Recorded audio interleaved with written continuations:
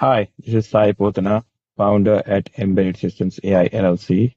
Today, I'm going to walk you through modern storage algorithms. These are the invisible engines that decide how your data is placed, protected, retrieved, and preserved across digital landscape. When you save a photo, commit a database transaction, or stream a movie, your data does not simply land somewhere on the disk. It passes through a sophisticated stack of algorithms, each one solving a different problem, each one optimized for a different trade-off between space, speed, durability, and scale. We begin with B-plus trees, the quiet workhorse of the database world. A B-plus tree is a multi-way balanced tree designed specifically for disk-based input and output. Its high fan-out keeps the tree shallow, which means fewer disk seeks, and its linked leaves make range queries beautifully efficient. Almost every relational database you have ever used, PostgreSQL, MySQL's InnoDB, Oracle, SQL Server, and modern file systems like NTFS, APFS, and ext4 rely on B-plus trees for indexing. They excel at read-heavy ordered workloads. But what if your workload is write-heavy? Enter the log-structured merge tree, or LSM tree. Instead of updating data in place, LSM trees accept writes into an in-memory memtable, flush them sequentially to immutable SS tables, and merge those tables in the background through a process called compaction. Bloom filters reduce unnecessary disk reads.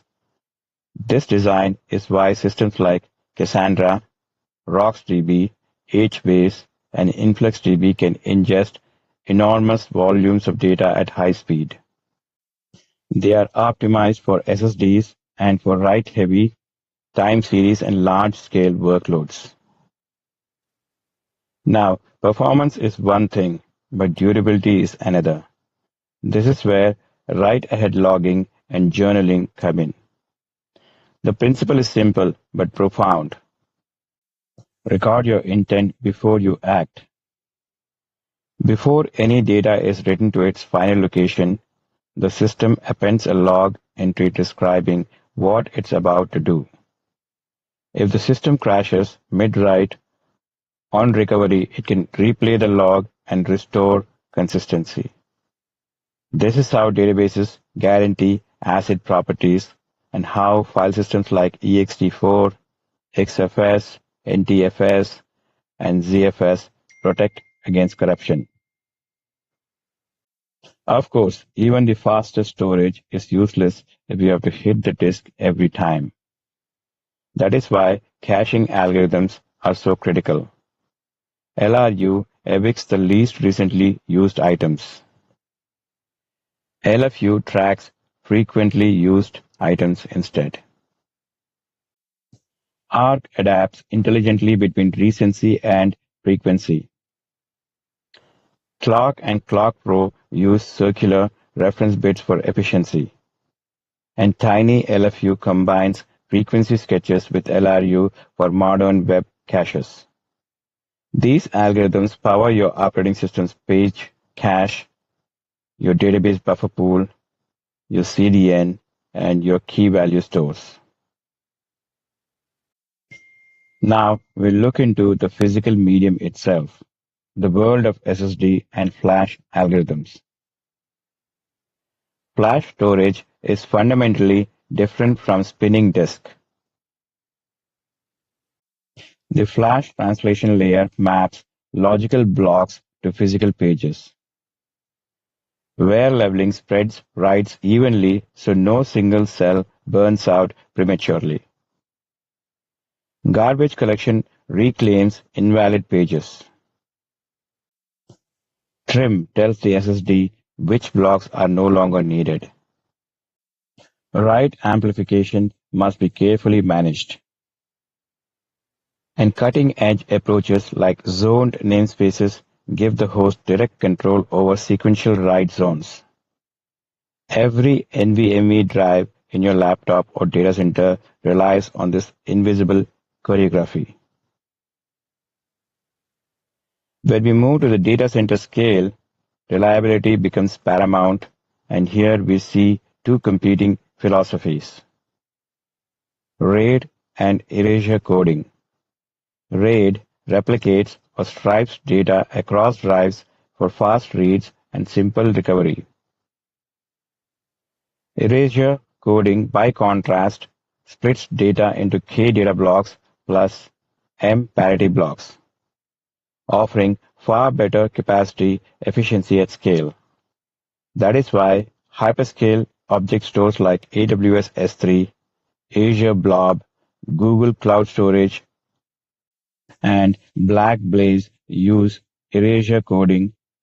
It dramatically reduces cost while maintaining durability.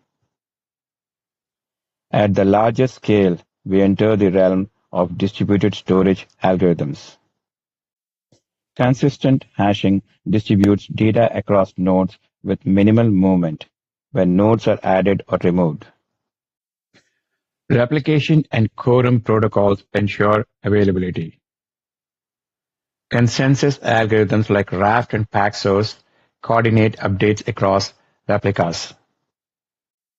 Sharding partitions data horizontally for scalability, and anti-entropy repair detects and fixes stale or lost data over time. These are the algorithms behind Cassandra, DynamoDB, MongoDB, CockroachDB, etc. The systems that run the modern internet. Layered on top of all of these are compression and deduplication, squeezing more data into less space using algorithms like LZ4, ZStandard, Snappy, and ZZip, and eliminating duplicate blocks entirely in systems like ZFS, VMware, and Ceph.